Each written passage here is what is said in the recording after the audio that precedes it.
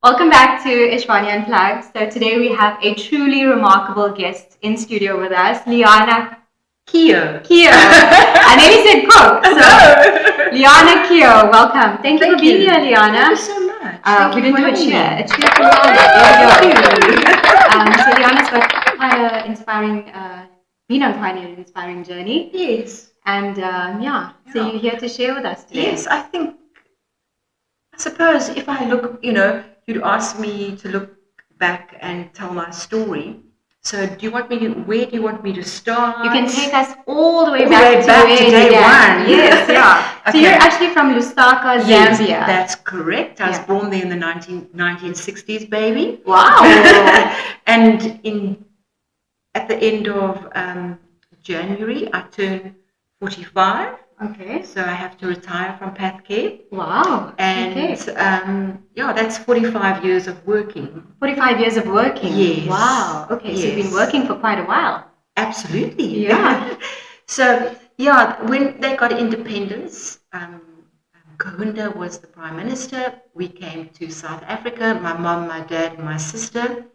And they had some working adventures and spent most of my schooling in the Free State. Okay. So when my dad died at the age of 16, it was that was really young. Yeah. He had a heart attack at the age of 43. Wow. Died at home. Things have changed now. I think they've got tertiary education and stuff there. But when I was there was nothing like that. We had family here and they said come to Port Elizabeth, which we did do. Yes. So now comes the big thing. You've written matric, and as we know, we all go through this. Now, what am I going to do? Yes, what do I do with the rest of my life? Exactly. Yeah. So, choice number one. Yes. And I don't believe in fate. I believe life is choices. Yes. And our life is like a book. Yes. And we have different chapters. Yeah. So, depending on our choices, if you could have your life over and over and over again, your book would be completely different because you would make different choices. Yes. So I went to the university, looked around there, did an aptitude test, and they said to me, I'm not varsity material. So they didn't really tell me I was stupid, but I felt stupid. And then I went to the Technicon and looked for things to do. And in back when that was in 1979, biomedical diploma like you have now. Yes, yeah. It was the first year it was given at the university. It was a year course. Oh, okay. Yes. So just 1 year? You only had 4 subjects. Okay. Yes, that's how it started. And it was called medical technology. Okay. In the interim, 6 of us got employed at what is the NHLS now. Yes. It used to be called the South African Institute for Medical Research. Okay. And it was a laboratory service, but they did do research programs as well. Okay. So they had positions in cytology. Okay, now what is cytology? The study of cells. Cells, yeah. Yes. So it's microscopic work. It's looking down the microscope and looking at different features to give you the clue as to what you are looking at. So I qualified in cytology, and I got the highest mark in the country. Wow. So not so stupid after all. Absolutely. And yes, then things like evolved. It was the lady that taught me was a lady who studied in New York. Wow. Under a Dr. Koss, who wrote many books. He was the founder of cytology. Okay. And she taught us. And as time went by, she opened a lab in Livingston. Okay. And which is a provincial hospital here in PE. Yes. And there are 2 aspects to cytology. There's the gynecological, which everybody knows a pap smear. Yes. And then there's the other part of it, which is aspiration of numerous body sites. Right. And we worked there for 3 months. Okay. And that was such an amazing time because we went to all the clinics. We learned so much because you saw the clinical. It was such a wonderful learning period. Yes. And a wealth of information. And how old were you at this time? I was probably let me just think. When I started, I was 21. I was probably like 30-ish. Okay. Yeah. So it was such a wealth of information and experience that I have benefited so from in my career. Yes. Yeah. I've been married for 43 years. Wow. I'll get into that. What is Listen, the now we secret to really that? have to. I'll tune to that. We really. And I have 2 children. I have a daughter and a son, 36 and 32. Okay. And I was very fortunate because my husband worked at the art museum, the Nelson Mandela. Yeah, He does yes. art restoration of oil paintings. Oh wow. Yes, and so we weren't wealthy, but I made a choice. When I was at the NHLS, I could have been second in charge, but they wanted me to work full day. I had a half day job when I had my children. Yeah. So I made a choice, and I said no. I felt that spending time with my children, taking them to hockey matches in the afternoon, and seeing their first swim. You wanted to be there for all of those moments. Was more valuable to me than making money. Or a little bit more money. Yes. Yeah. So I was very lucky. I had a half-day job until Sarah matriculated. Wow. Then I moved across to Pathcare. And I've been working when I retired there for 15 years. Wow. Yes. And it's been lovely. It's been like a very nice experience. Yes. So another aspect of my job is you would go across to the hospital, to Bay Radiology, where they do ultrasounds and CT scans. Yes. And our job is to go and assist the radiographer who does a biopsy, which we look at on site. Yes. And then we are able to say to them, if there's any abnormalities. Yes. Yeah. It's more a representativity. So when the patient leaves, they have a diagnosis. Yes. It's a very anxious time. Yes, absolutely. To go there, and then you go to the doctor and they say there wasn't enough material. Yeah. So that is the role. Yes. So we look at it on site, we say, yes, I've got enough. We go back to the lab, we screen it, give the call to the pathologists and make a diagnosis. So at the end of 2023, I felt, it wasn't for a while. So many times when you read any type of literature on breast cancer, it's a lump. Yes. And for so long, I had a thickening. And you never ever see that in literature. Yeah. Now, there are 2 types of carcinomas. You can get a ductal carcinoma and you can get a lobular. Yes. The ductal is the ducts. Yes. And the lobules are where the milk supply would come from. Right. And mine was a lobular. And a lobular carcinoma is characteristically a thickening of the area. Eventually, I did feel a lump. So, lo and behold, I was the person lying on the bed. So your journey went from you looking and screening people or diagnosing people with cancer, and now you feel this lump, and you now are faced with diagnosing yourself. Correct. So then the journey begins, and how many breast cancers haven't I made the diagnosis, not realizing what's ahead. Yes. You make the diagnosis and you detach and you walk away. Yes. So the whole journey was a different journey now. Yes. So it was the mammogram, which they said, no, there's nothing on the mammogram. Okay. And then I told them where the lump was, they found it on the ultrasound. So now the girl that I've worked with for like 30 years accompanied me to the Bay Radiology. Yes. And was there for the biopsy. Yeah. And I guess angels come in all shapes and forms. I know. But one thing nobody ever does, it has never happened, is the patient gets off the bed, goes to the microscope and has a look. And has a look. What it is. And there it is. Yeah. Okay. And then the diagnosis was a lobular. They do immunohistochemistry markers. And because the one marker was high, I had to start with chemotherapy first. Okay. So they call it the red devil. Yes. You have 4 of those, and it's not nice. Yes. Your hair starts to fall out. You'd have it every 3 weeks. So I'd have like 4 days, like not moving. Wow. And always landed up at casualties. I was so sick. Yeah. So I didn't And you're a very busybody. You're always active, very optimistic. Absolutely. So, just had to think to yourself, okay, this is where I am. Yeah. And would then go to casualties, get fluids, get nausea drugs, get whatever they wanted to give me. And the last time I was actually admitted. So the oncologist said, no, your body's not coping. And then after that, you go every week on a thing called Pracutexel for 12 treatments. So, it was such a surreal thing because of the times that you went, you often sat in the chemo room with the same woman. Oh. And it was such an encouraging thing. The lady that I sat next to had one already. And we all sat there together, and we just journeyed together. Right. We all lost our hair. Yes. We all we're going.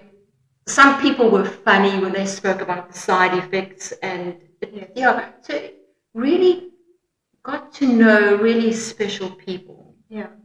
So then after that, lobular carcinoma, I've always known in cytology, often likes to go to the opposite breast. So I opted for a bilateral mastectomy without reconstruction. Yes. For me, I just felt it was the best option. I don't want stuff in my chest. Yes. And I just kind of felt that I would be able to be more aware of what was going on, with things not being masked by. But each to his own, and everything sits differently with everybody. And you make a choice that suits you. Absolutely. Yeah. So after the surgery, that was, surgery. Quite a hectic time. You go in, and everybody, all the doctors are there. They're all busy. You're there. They put you on the bed. Yeah. And because of the chemo, the veins aren't that good. They go very hard. They could not get a vein.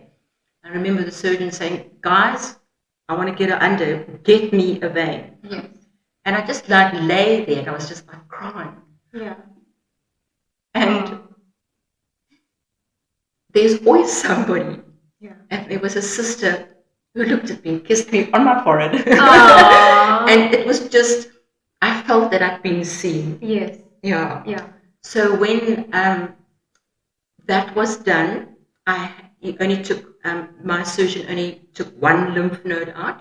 So if they take all the lymph nodes out, you get a drainage problem and a gammy arm. Yes. And he said, no, only one. And unfortunately, that one had Mets. Okay. And I had to have 15 radiations.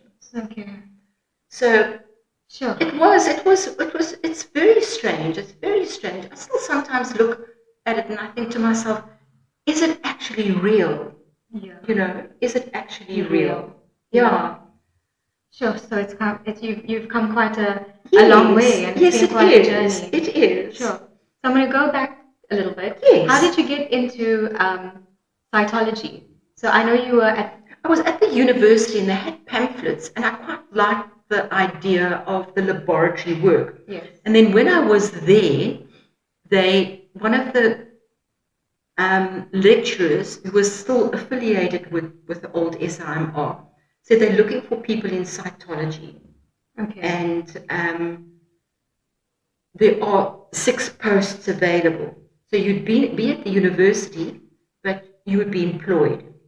And that's how it happened. Yes. And when I was doing the other disciplines, I think it was probably for me the most interesting discipline, because it's very skill orientated. And it's more behind the scenes. Yeah. Yes, and behind a microscope. You are actually making the diagnosis. You are the person that is making the diagnosis. Yeah. So it was just by chance that I did that. Yeah. But so now I've reflected and I've been thinking, did I enjoy my job? Because, should I have chosen another path? And I think I mentioned to you once that when I look back now, if I could have another choice, I would have liked to do photojournalism. And it's funny because I actually looked at it. There was a course at Rhodes University. Yes. But I think I was a very young 17. Grew up in a very strict family. My parents were Afrikaans. My father was very religious. Yes. So very, very strict. And yes. I just didn't have the confidence to pursue that kind of thing. But I mean, it's never too late. And now you're retiring in a few weeks' time. Yeah, I know that. From being a cytologist for 45 years. Yeah. And so, retirement is, for anybody who is retiring, it is a challenge. Yes. It's not, it's here, it's in your mind. Because now what do you do next? Exactly. When you don't have a purpose or something that you go to every single day. You've got to be at work at 8 o'clock, you leave at 5 o'clock, and you fit in everything around that. Yes. So that's also been quite a thing. I've been thinking, okay, and I know that it is going to be hard, and I do get fearful. I get fearful that I will get into not a good mind space. But I think now is the chance you get to pursue your passion. And, exactly. Live the rest of your life and make it the best of your life. And I think, coming through cancer, I mean, it's not an easy journey. No, it hasn't been. And it's horrible. That's all I can say to you. Yeah. And I think now I don't like to go. I'm not so keen to go to the hospital anymore because I know what people are going to go through. Yes. So it makes it like a little bit harder. But you know what? You can't save the world. You can't help everybody. Yes. Yeah. It's if somebody comes across your path, then you can step in and offer assistance.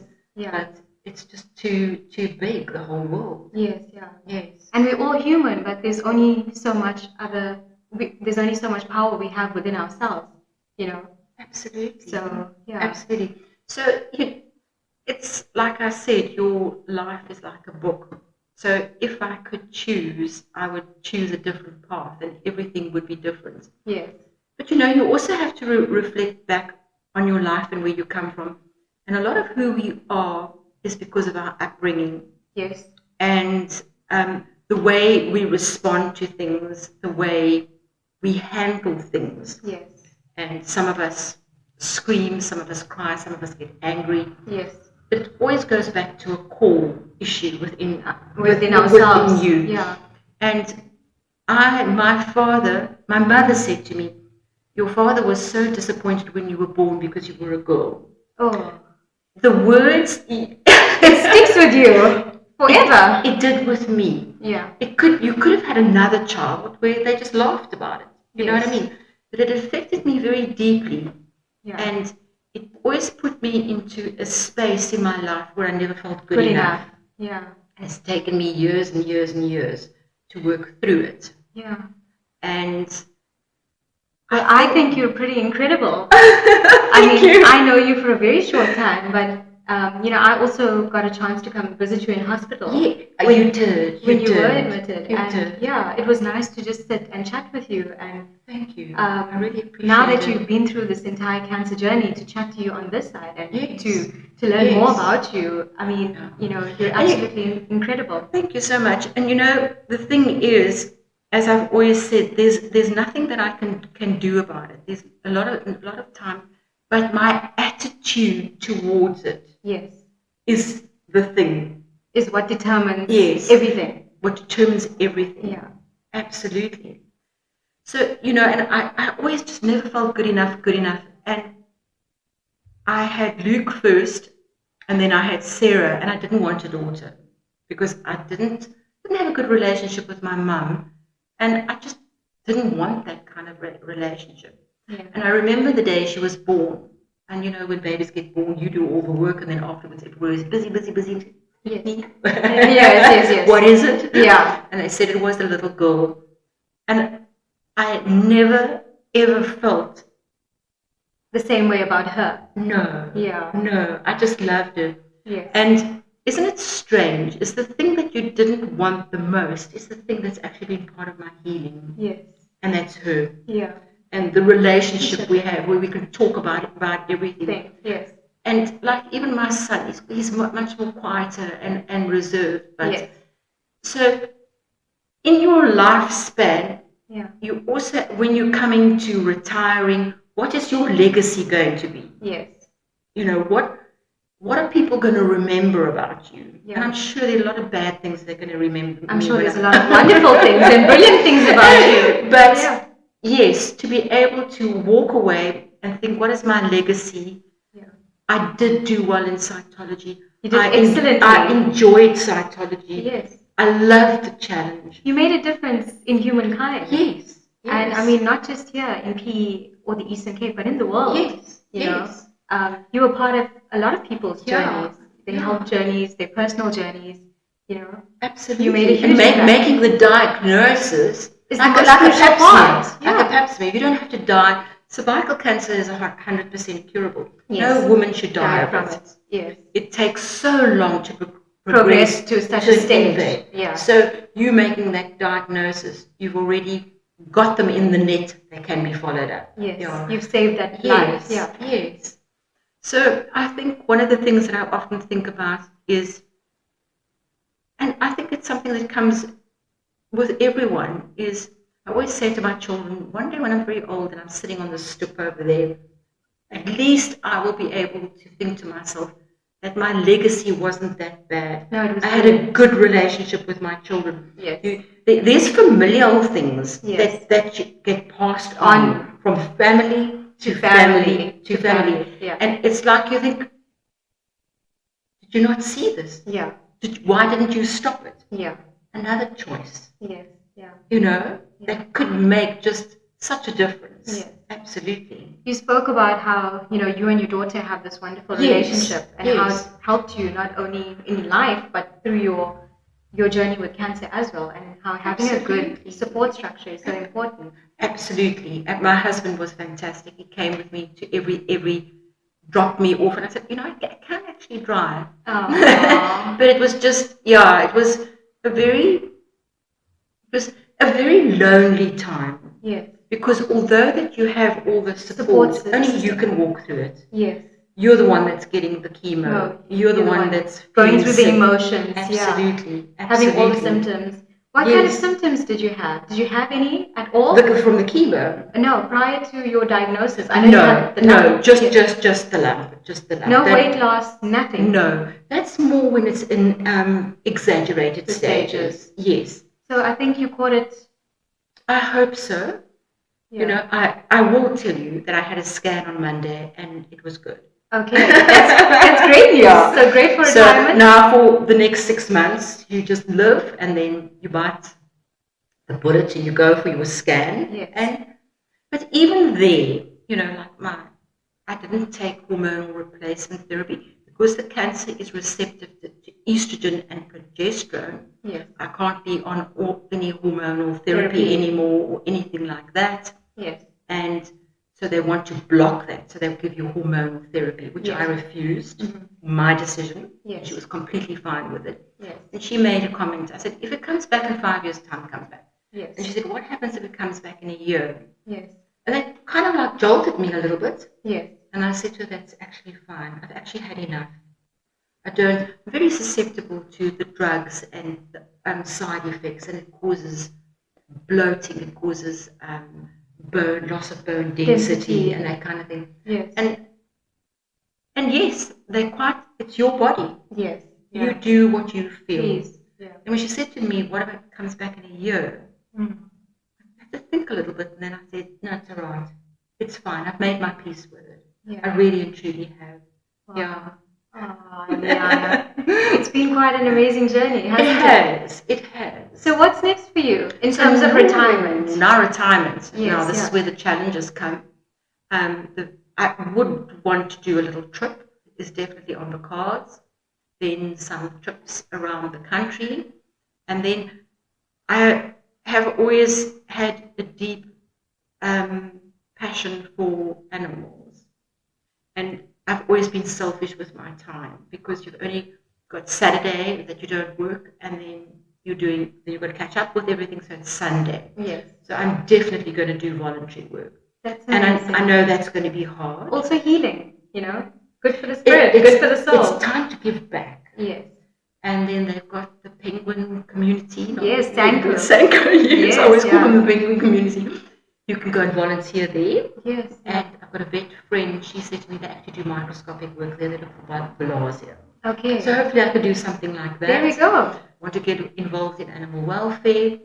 I'm also going to start, I've got my boxes ready, I'm making a vegetable garden. There we go. You saw my little vegetable garden. Yes, already. And there's a guy down the road that does it. He's going to help me a bit. That's on the cards. Okay. And then just to keep, and I'm definitely taking over the cooking because my husband's been retired for 3 years, and I know exactly what's for supper tonight. Okay. Oh, well. So I really want to invest in that. Yes. And just keep myself busy.